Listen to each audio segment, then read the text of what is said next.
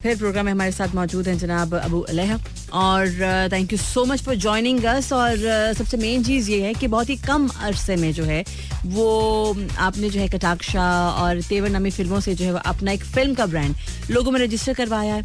और इंटरेस्टिंग बात ये है कि ये एक मतलब आई वाज जस्ट वंडरिंग कि एक डिलिबरेट एफर्ट थी कि आप जो हैं वो थ्रिल और एक्शन टाइप की जो फिल्में हैं जो कि रियलिटी पे बेस करती हैं, आपने उन फिल्मों पर काम करना पसंद किया। I would like to hear about that.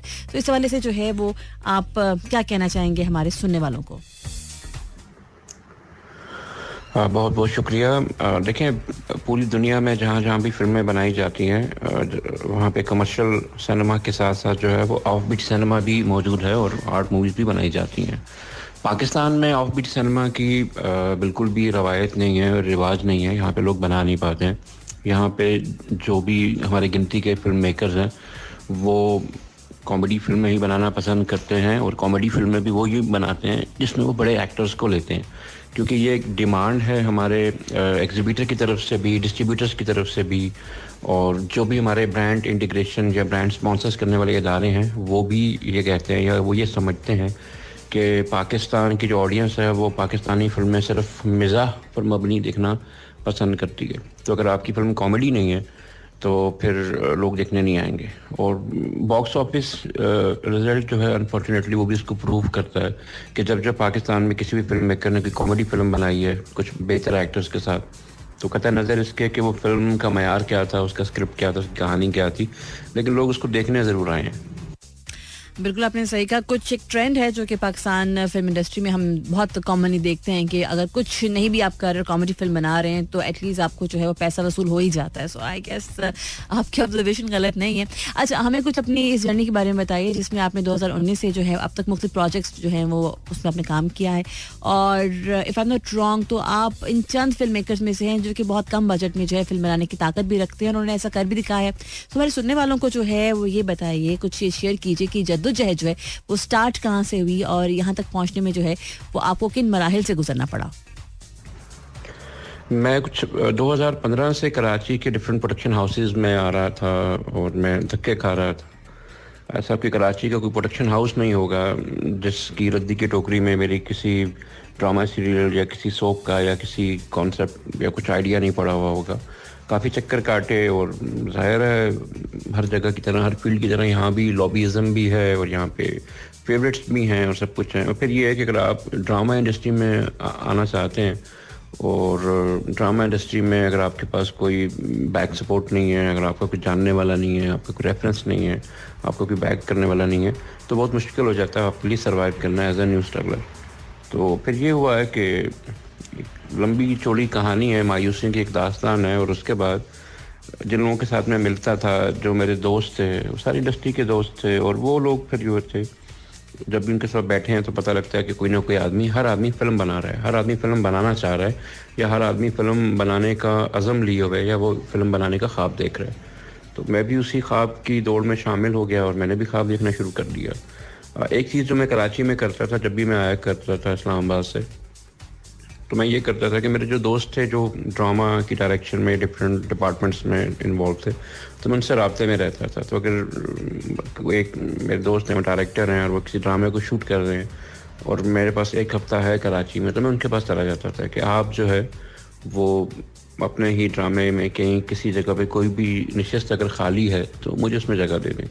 तो ये हुआ है कि वो जो 2 से 3 साल के मेरा स्ट्रगलिंग फेज था, उसमें कई ऐसे ड्रामास हैं जिसमें मुझे कपड़े प्रेस करने वाले से लेकर और मीडिया कोऑर्डिनेटर से लेकर लाइन प्रोड्यूसर और लाइन प्रोड्यूसर का असिस्टेंट और सेकंड एडी, फर्स्ट एडी, तो हर किस्म की डिपार्टमेंट में, हर किस्म की फील्ड में मुख्तलिफ लोगों को असिस्ट करने का मौका मिला, उनके से सीखने का मौका मिला। बाज़ अब ऐसा भी होता था कि अगर किसी बड़े प्रोडक्शन हाउस का शूट है और हमारे दोस्त है जो डायरेक्टर वो शूट कर रहे हैं और वहाँ की जगह खाली नहीं है, मैं वैसे ही जाके सेट पे बैठ जाता था और मैं जाके कभी जब सीन नहीं हो रहा होता था तो मैं कभी लाइट वाले के साथ बहस कर रहा होता था, कभी मैं कैमरामैन के पास उससे डिस्कशन कर रहा होता था। और क्योंकि मैं डायरेक्टर का दोस्त होता था तो मुझे वो सिखाने में उनको मसला नहीं होता था। तो ऐसे मेरी जर्नी स्टार्ट हुई और उसके बाद फिर मैंने पहली फ़िल्म लिखी आरिफा के नाम से और कुछ दोस्तों के साथ मिलके हमने इसको बनाने की कोशिश की। आइडिया ये था कि जो हमारे पास कम रिसोर्सेज हैं, कम बजट हैं, उसमें हम इस फिल्म को बनाए और आरफा बनी और आरफा किसी वजह से ताख़ीर का शिकार हो गई, तो उसके बाद फिर मैंने एक साइकोलॉजिकल हॉरर बनाई कतक्षा के नाम से, और उस फिल्म को हमने सिनेमा पे रिलीज़ किया और वो पाकिस्तान की पहली हॉरर फिल्म बनी जिसने 1 करोड़ प्लस का बिजनेस किया बॉक्स ऑफिस का। उसके बाद फिर मैंने once upon a time Karachi बनाई, एक बहुत ही हसास इशू के ऊपर, एक कॉमेडी एक्शन फिल्म है। कोशिश ये है कि और कोशिश यही की गई है कि किसी भी तरीके से जो बात है वो कहकर हम गुजर जाएं और लोगों को नागवार भी ना गुजरे और पैगाम भी पहुंच जाएं और लोग समझ भी जाएं कि हम कहना क्या चाह रहे हैं। उसमें मोहसिन अब्बास हैदर साहब हैं, नौशीन शाह साहब हैं। वो फिल्म तैयार है, इंशाल्लाह जैसे ही सिनेमा सारे खुलेंगे हम उस फिल्म को लेकर आएंगे और लोगों को बहुत पसंद आएगी वो।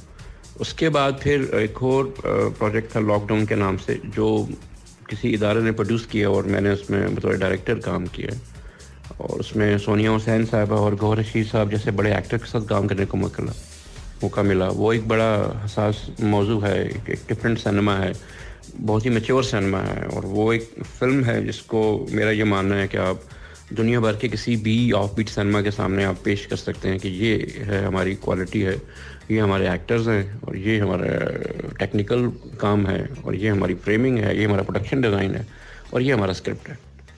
और उसके बाद फिर अभी एक फ़िल्म है बदमाशिया के नाम से, जो कि आबदा अहमद साहिबा एक बहुत अच्छी राइटर हैं, वही प्रोड्यूस कर रही हैं, उन्होंने लिखा है, और फिल्म की कास्टिंग मुकम्मल है और हम उसकी रिहर्सल और प्री प्रोडक्शन में जुटे हुए हैं दिन रात। और उसके बीच में किसी वजह से वो फिल्म थोड़ा 1 महीना ताख़ीर का शिकार हो गई, क्योंकि उस फिल्म के लिए जो हमने सिनेमाटोग्राफर हायर किए थे वो एक और प्रोजेक्ट में चले गए और उन्होंने रिक्वेस्ट की कि आप 1 महीना डिले कर लें।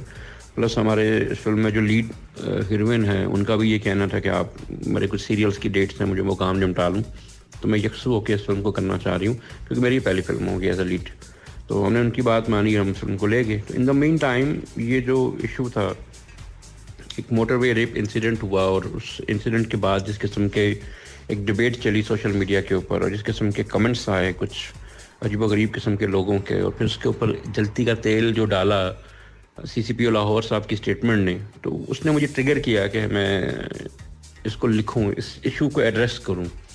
तो उसकी ऊपर हमने फ्रिक्शन हो गए के नाम से एक फ़िल्म बनाई है। ये फिल्म जो है ये पाकिस्तान की तारीख की सबसे लो बजट फिल्म है, यानी कि आप ये समझे कि जितने बजट में यहाँ पे पाकिस्तान में एक टेली फिल्म बनाई जाती है, इतने में हम एक मुकम्मल फिल्म बनाकर मुकम्मल साउंड डिज़ाइन, फोले और डबिंग और 5.1 के साथ हम इसको सिनेमा पे लगाने जा रहे हैं। अब उसमें हम कितना कामयाब होते हैं, कितना कामयाब होंगे, उसका मेयार क्या होगा, वो इंशाल्लाह आप इसको देखेंगे तो आपको पता लगेगा और अंदाज़ा होगा। कोशिश यही है कि पाकिस्तान में जो एस्पायरिंग फिल्म मेकर्स हैं उनको एक ख्वाब, एक हौसला दिया जाए कि अगर आपके पास पैसे कम हैं लेकिन आपके पास एक आइडिया है तो आप उसको कम से कम बजट में भी शूट कर सकते हैं। गेटिंग बैक टू अबू लिहा, मुझे आप ये बताइए कि आप आपकी जो फिल्में हैं वो उसकी इंस्पिरेशन कहाँ से लेते हैं? क्योंकि आपकी जो फिल्मों की कहानी है उसको देखकर एहसास होता है कि हमारे इर्द गिर्द मौजूद कहानियां हैं उनको पर्दे पर मुंतकिल कर दिया गया है, और फिक्शन से ज़्यादा जो है वो इसमें रियलिटी का एहसास होता है। कुछ हमारे सुनने वालों को इस हवाले से बताइए। देखिए, कहानियाँ जो आप स्क्रिप्ट चूज़ करते हैं या वो कहानियाँ जो आपको ट्रिगर करती हैं, तो हर राइटर का, हर डायरेक्टर का अपना मेथड होता है। मेरा बहुत सिंपल है, कहा जाता है कि अगर आपने कहानी लिखनी है तो आप दुनिया भर का अदब पढ़ें, और अदब पढ़ेंगे तो उससे आपको इंस्पिरेशन मिलेगी। लेकिन मुझे लगता है कि जो ट्रैवल करना होता है, अगर आप बहुत अच्छे ट्रैवलर हैं और आप दुनिया भर घूमते हैं या पाकिस्तान भर घूमते हैं, तो आप घर से अगर आप ऑफिस तक जा रहे हैं, अगर आप एक शहर से दूसरे शहर में जा रहे हैं, अगर आप किसी पुरफ़िज़ा सियाहती मकाम पर भी जा रहे हैं, तो कदम कदम के ऊपर आपको किरदार मिलते हैं और आप उन किरदारों को देखते हैं, आप उनको ऑब्ज़र्व करते हैं, तो हर किरदार की अपनी कहानी है। तो मेरा ये मानना है कि आपके जो किरदार हैं वो सुपर हीरोज़ नहीं होने चाहिए। आपके किरदार ऐसे नहीं हो जैसे कमर्शियल सिनेमा के जो हीरो हीरोइन्स होते हैं या उनके जो कैरेक्टर्स होते हैं, वो उस तरीके से डिज़ाइन किए जाते हैं कि हर आदमी उनको देखे और कहे काश ये मैं होता। मेरा सिनेमा क्योंकि रियलिस्टिक है, ऑफ बीट है, तो मैं ऐसे कैरेक्टर्स क्रिएट करने पे यकीन रखता हूँ कि जिनको आप देखें और आप ये कहें ये तो ये मैं हूँ, या ये तो फ़लाँ है, या ये तो ये फ़लाँ है। तो मेरी कोशिश यही होती है कि जो मेरे किरदार वो आम लोग हों, ऑर्डिनरी हों, उनके अंदर कुछ ख़ास बातें ज़रूर हों जो उनको मुमताज़ करती हों, लेकिन वो एक आम इंसानों की तरह हों। वो ना बहुत अच्छे हों, ना वो बहुत बुरे हों। हम सब लोग जो हैं अच्छे भी हैं, बुरे भी हैं। हम अच्छाइयों और बुराइयों का मुरक्का हैं। हम ग्रे हैं। तो कैरेक्टर्स जो हैं वो हमेशा ग्रे होते हैं। आपकी अपनी मर्ज़ी है कि आप उसमें कहानी के हिसाब से कैरेक्टर्स को किस तरीके से ढालते हैं कि उनमें से आप प्रोटैगनिस्ट और एंटागनिस्ट को डिफ़ाइन करते हैं। लेकिन ये है कि हर अच्छे किरदार के अंदर कुछ न कुछ खामियां भी होती हैं, कुछ बुराइयां भी होती हैं, कुछ वीकनेसेस भी होती हैं, और हर बुरा किरदार जो होता है उसमें कुछ अच्छाइयां भी होती हैं। बिल्कुल सही कहा, हर बुरा किरदार जो उसमें कुछ ना कुछ अच्छाइयाँ भी होती हैं, बुराइयाँ भी होती हैं, there are a lot of grace, क्योंकि ब्लैक एंड व्हाइट कुछ नहीं होता है। टोटली एग्री विद दैट, चाहे वो रियलिटी हो, फिक्शन हो, ये खूबसूरती है इसी चीज़ की। अच्छा, मैं यहाँ पर एक सवाल आपसे पूछना चाहूँगी, खासतौर पर आपकी फिल्म जो है once upon a time in Karachi के हवाले से, जिसमें मोहसिन अब्बास हैदर और नौशीन आपने काज करके कि वो मेन लीड में दिखाई देने वाले हैं। मुझे एक चीज़ बताइए, एक उस वक्त में जब पूरी industry because of Mohsin Abbas Haider के ज़ाती मसाइल जो उनके चल रहे थे, डोमेस्टिक इश्यूज जो चल रहे थे और उन पर मुकदमेबाजी हो रही थी, बयानबाजी हो रही थी, उस पर जो है इंडस्ट्री ने, जिन्होंने साथ काम भी किया था, उन्होंने खुद को अलग कर लिया मोहसिन अब्बास हैदर से। लेकिन ऐसे वक्त में जो है वो आपने अनाउंस किया कि जी once upon a time in Karachi में मेन लीड के तौर पे जो है मोहसिन अब्बास हैदर दिखाई देंगे, और ये वो वक्त था व्हेन एवरीवन थॉट कि Mohsin Abbas Haider is finished, but you are among of those people जिन्होंने जो है वो इस बात को या लोगों के इस ख्याल को गलत साबित किया, और आपने जो है वो उनको अपनी फिल्म में ऐसे मेन लीड लिया। सो मुझे बताइए कि आप इस हवाले से क्या कहना चाहेंगे? I would like to hear your comments on that. Well, I am glad कि आपने ये सवाल किया है। ऐसा है कि मोहसिन अब्बास हैदर साहब को लेकर ये सवाल मुझसे बहुत से लोगों ने पूछा भी है, और मोहसिन अब्बास हैदर जो हैं वो एक पाकिस्तान के एक बहुत बड़े एक्टर हैं। बड़े एक्टर से मुराद ये है कि उन्होंने तकरीबन तमाम बड़े फिल्म मेकर्स, चाहे वो साकिब मलिक साहब हैं, चाहे वो नबील कुरैशी साहब हैं, चाहे वो नदीम बेग साहब हैं, उन सब के साथ उसने काम किया हुआ है। उसके क्रेडिट पे बहुत हिट ड्रामा सीरियल हैं। मज़ाकरात जैसा हाईएस्ट रेटिंग लेने वाला जो शो है, उसमें उसको हिट करवाने में मोहसिन अब्बास हैदर का बड़ा किरदार है। एक बहुत अच्छा शायर है, एक बहुत अच्छा वो एक सिंगर है, और हम सब की ज़िंदगियों में कुछ ना कुछ लगा रहता है, और उनकी शादीशुदा ज़िंदगी में कुछ मसाइल हुए, और वो मसाइल फिर पब्लिक के सामने आ गए, और उसके बाद उसके ऊपर किसी शख्स की ज़ाती ज़िंदगी की बिना पर उससे प्यार करने या उससे नफ़रत करने का इस्तेहकाक जो है वो हर शख्स के पास मौजूद है।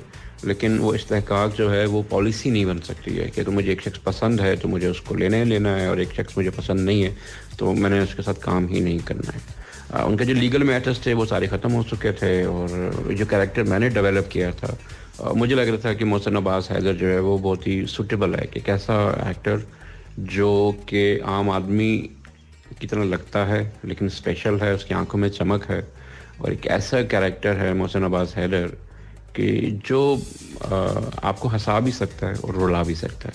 तो इस चीज़ को ध्यान में रखते हुए मैंने मोहसिन अब्बास साहब से रब्ता किया, और मैं मोहसिन साहब के पास गया लाहौर में, और मैंने उनको स्क्रिप्ट भेजा, उन्होंने पढ़ा, ही लाइक इट। तो हम बैठे, मीटिंग हुई, तो बड़ा मज़े का जुमला है कि मैंने उनसे कहा, यार कि बात ये भाई कि मैं very low budget film maker, तो मेरे पास आपको देने के लिए बहुत कम पैसे हैं लेकिन बहुत ज़्यादा इज्जत है। तो मोहसिन ने आगे से कहा कि भाई कोई इज्जत देने को तैयार नहीं है आजकल, पैसों का तो मसला ही नहीं है, पैसे तो मैं कमा ही लूँगा। तो आपने जो बात कर दी है तो मैं आपकी फ़िल्म कर रहा हूँ, और जो भी बजट आपका है मुझे करनी है। और मैंने आज तक जितने भी एक्टर्स के साथ काम किया है, तो आप काम करते हैं और आपका एक ताल्लुक़ डेवलप हो जाता है, और फिर आप मज़ीद भी काम करते हैं कुछ एक्टर्स के साथ। कुछ एक्टर्स के साथ आप दोबारा काम नहीं भी करना चाहते हैं। लेकिन मैंने आज तक जितनी फिल्मों में जितने लोगों के साथ काम किया है, उनमें सलीम मेराज भाई और मोहसिन अब्बास हैदर, ये दो वाइड एक्टर हैं, मेरे बहुत अच्छे दोस्त बने हैं, और मैं फ्यूचर में भी इनके साथ काम करना चाहूँगा अगर ये लोग मेरे साथ काम करना चाहें तो। That's really really amazing. आपने बात बिल्कुल सही की है कि बहुत सारी दफ़ा जो है वो लोग इज्जत देने को तैयार नहीं होते और पैसे देने को तैयार होते। सो आई गेस कि आपने जो है काफ़ी इंटरेस्टिंग बात की, और जहाँ तक उनके अदाकारी का ताल्लुक है, नो डाउट कि वो एक अमेजिंग अदाकार हैं। I totally agree with you. अभी के लिए राइट नाउ हम बढ़ेंगे एक गाने की जानिब जो कि आप सुन रहे हैं ज़फर की आवाज़ में, और वापस पलट के आएंगे एक छोटी सी ब्रेक के बाद। अबू अलहा हमारे साथ है, उनसे गुफ्तगू जारी है उनके अपकमिंग प्रोजेक्ट्स के बारे में, उनके आईना 5 सालों के प्लान के हवाले से कुछ और इन्फॉर्मेशन हम उनसे ज़रूर हासिल करना चाहेंगे, लेकिन इस गाने और एक ब्रेक के बाद। Happy listening. Alright, welcome back. खुशामदीद कहते हैं एक बार फिर आपको। प्रोग्राम है शोबिज़ सुपरस्टार्स, आप सुन रहे हैं मेरे यानी कि डीजे शफारा के साथ टिल 3 PM हमेशा की तरह। और जैसे कि ब्रेक से पहले मैंने जिक्र किया, हमारे साथ जो है वो फिल्म मेकर अबू अलह मौजूद है। अगर आपने अभी भी ज्वाइन नहीं किया तो बताते चलें कि उनके फिल्म प्रोजेक्ट्स के हवाले से बातचीत हो रही है। हम जानना चाह रहे हैं कि उनके आने वाले टाइम में क्या प्लान्स हैं रिगार्डिंग उनके फर्दर फिल्मों को लेकर। लेकिन सबसे पहले अबू अलह, I would like to hear about film lockdown, जिसमें सोनिया हुसैन और गौहर रशीद को हम देख पाएंगे। फिल्म क्या मुकम्मल हो चुकी है, इसकी रिलीज डेट क्या है, हम इस फिल्म को अगर देखने के लिए जब जाते हैं तो हम क्या एक्सपेक्ट करें सिनेमा में, कुछ इस पे रोशनी डालिए। लॉकडाउन जो है ये एक बहुत ही यूनिक प्रोजेक्ट है, ये बहुत ही इंटेंस लव स्टोरी है और इसको इस तरीके से हमने कंसीव किया है, जिस तरीके से फिल्म आया है और जिस लेवल की अदाकारी इसमें गौहर रशीद साहब ने और सोनिया हुसैन साहिबा ने की है। मतलब मुझे ये कहने में कोई आर नहीं है कि कम से कम पाकिस्तानी सिनेमा में इस तर्ज की कोई एग्जांपल पहले मौजूद नहीं है। लॉकडाउन जो है वो मॉन्ट ब्लैंक प्रोडक्शन हाउस है, एक उन्होंने प्रोड्यूस किया है हमारे साथ मिलके। और इस फिल्म के ऊपर ऑन द रिकॉर्ड ये है कि 75% शेयर्स जो हैं उनके पास हैं और 25% शेयर्स मेरे पास हैं। तो हमारी डील थी फिल्म बनाते वक्त वही थी कि इस फिल्म का तमाम तर जो क्रिएटिव कंट्रोल है वो मेरे पास होगा और इस फिल्म के जो मैनेजरियल कंट्रोल है वो उनके पास होंगे। क्योंकि ये फिल्म जो है ये एरी एलेक्सा LF के ऊपर बनाई गई है, जो दुनिया के चंद बेहतरीन कैमराज में से एक है और पूरे पाकिस्तान में सिर्फ एक ही वाहिद कैमरा है जो इनके पास है। तो माउंट ब्लैंक के जो मालिकान हैं उनकी ये ख्वाहिश है कि हम इस फिल्म को पहले OTT platform such as Netflix and Amazon पे हम पिच करें थ्रू प्रिंसिपल एग्रीगेटर्स, और अगर अल्लाह न करे वहाँ से एक्सेप्ट नहीं होती है तो फिर हम इसको पाकिस्तानी सिनेमा पर रिलीज़ करें। तो मैं उनकी इस ख्वाहिश का एहतराम करता हूँ और वो फिल्म जो है वो ऑलमोस्ट मुकम्मल होने वाली है और उसके बाद वो उसको OTT प्लेटफॉर्म पे पिच करेंगे। और अगर OTT प्लेटफॉर्म वाले इसमें इंटरेस्ट शो करते हैं, जो हमें उम्मीद है कि वो करेंगे, तो फिर डेफिनेटली इसमें थोड़ा टाइम लगेगा इसको लगने में। वो उनका जो प्रोसेसिंग का टाइम है वो तकरीबन 1 साल से 1.5 साल के बीच में होता है। लेकिन अगर हमें बीच में लगा कि सिनेमा सारे खुल चुके हैं और हमें इस फिल्म को सिनेमा पे लगाना चाहिए, तो फिर तो विद इन नो टाइम 2 महीने के उसमें भी हम इसको सिनेमा पे ला सकते हैं। लेकिन ये कि फिल्म चाहे सिनेमा पे आए या चाहे किसी भी OTT प्लेटफॉर्म पे आए, वो जब भी आएगी वो अपना इम्पैक्ट छोड़ेगी। मैं मतलब मुझे ये एतराफ़ करने में कोई आर नहीं है कि बतौर डायरेक्टर जो है वो मेरा सबसे बेहतरीन काम जो है वो लॉकडाउन है। वो लोगों को वो पसंद आएगी इंशाल्लाह। वी होप सो टू कि जनाब आपका काम जो है लोगों को पसंद आया और ये कॉन्फिडेंस बतौर डायरेक्टर कि आपका बेहतरीन काम है, that is something we are so looking forward to see on screen. And yes, अब कहा यह जा रहा है कि थैंक्स टू और बिकॉज ऑफ जो है लॉकडाउन कोविड जो है ये एक जो मुस्तकबिल है सिनेमा का वो हम ये समझ सकते हैं, बासानी कह सकते हैं कि ये जो है सिनेमा के साथ साथ सिल्वर स्क्रीन के साथ साथ OTT प्लेटफॉर्म्स भी हैं। सो वी रियली होप कि ये जो आप वहाँ पर रिलीज़ करने की बात कर रहे हैं, वी वुड लव टू सी कुछ ओरिजिनल कंटेंट जो है जो कि स्पेशली OTT प्लेटफॉर्म के लिए जो है पाकिस्तान की जानिब से जाए, क्योंकि बहुत ज़्यादा नहीं, कम तादाद में है, लेकिन अगर ये जो है स्टैंड आउट कर पाए तो that would be amazing. We really wish you for that, we really wish you best of luck for that. अच्छा, अभी के लिए मेरा आपसे जो आखिरी सवाल है आज के सवाल से इंटरव्यू से फिर आपसे इजाज़त लेंगे, वो ये है कि आप अपने आप को आइंदा 5 सालों में कहाँ देखते हैं और ख़ासतौर पर आपके जो फैंस हैं वो आपसे किस किस्म की जो है वो फिल्मों की एक्सपेक्टेशन रखें। मतलब दैट इज़ समथिंग जो कि मैं चाहूँगी, और आप अपने सुनने वालों को क्या कहना चाहेंगे इस हवाले से? देखिए, मेरा हमेशा से एक बिलीव रहा है, वो बिलीव ये रहा है कि पाकिस्तान की जो सिनेमा इंडस्ट्री है वो कुछ दोस्तों का क्लब नहीं होना चाहिए। कुछ एक फेवरिज्म का जो है कि एक डायरेक्टर है और एक प्रोड्यूसर है, उनके 2 एक्टर्स फेवरेट हैं और वो 4 लोग मिलके एक फिल्म बनाते हैं 1 साल में एक, और नतीजा ये है कि आपकी इंडस्ट्री में सिर्फ 2 ही रिलीज़ डेट हैं, एक छोटी ईद और एक बड़ी ईद है। तो साल में जो भी 6 से 8 फिल्में बनती हैं उनकी कोशिश ये है कि हम आधी जो है आधे कहते हैं कि हम छोटी ईद पे आ जाएं, आधे कहते हैं हम बड़ी ईद पे आ जाएं, और बाकी पूरा साल जो है हम वो हॉलीवुड की फिल्में चला रहे होते हैं। मेरा ये मानना है कि पाकिस्तानी सिनेमा का जो है वो इस वक्त 5 करोड़ की एक फिल्म की ज़रूरत नहीं है, बल्कि 1-1 करोड़ की 5 फिल्मों की ज़रूरत है। हमें जो है अच्छे आइडियाज़ पे काम करना होगा, हमें स्क्रिप्ट अच्छे लेकर आने होंगे और हमें स्क्रिप्ट के हिसाब से एक्टर्स को कास्ट करना होगा। हमें इंस्टाग्राम के फॉलोअर्स देख के एक्टर्स को नहीं लेना चाहिए। हमें ये नहीं देखना चाहिए कि इस एक्टर को लूँगा तो साबुन वाला आ जाएगा या शैम्पू वाला आ जाएगा, इससे हमें निकलना होगा बाहर। और एक्टर्स को भी और टेक्नीशियंस को भी और सबको भी अपने अपने मुआवजे भी थोड़े कम करने होंगे for the sake of Pakistani cinema. ये जो हम लोगों ने एक सिनेमा में फ़िल्म बनाना इतना मुश्किल कर दिया हुआ, इतना मुश्किल है नहीं, और ये होना भी नहीं चाहिए पाकिस्तान जैसे मुल्क में। तो इसको ध्यान में रखते हुए मैंने ये फिल्में बना ली। बदमाशिया का मैंने आपको बता दिया है, वो जैमीज़ प्रोडक्शन की पेशकश है। कोशिश हमारी ये है कि हम दिसंबर और जनवरी में हालात बेहतर होते हैं तो हम उसके शूट पे चले जाएं। और वो एक गैंगस्टर फिल्म है, कराची के ऊपर एक सच्ची कहानी कह लें, उससे इंस्पायर्ड है। मुझे यकीन है कि लोगों को फिल्म पसंद आएगी। मैं जो हूँ नेक्स्ट ईयर की मेरी 2 फिल्में हैं जो मेरे प्लान है, जिनके स्क्रिप्ट मुकम्मल हैं, और मैं अब उनके बारे में सोच रहा हूँ कि मैं उनको थोड़े हालात बेहतर होने के बाद अपने उसके हिसाब से मैं उसको शूट करूँगा। एक जो फिल्म है वो उधम पटख के नाम से है।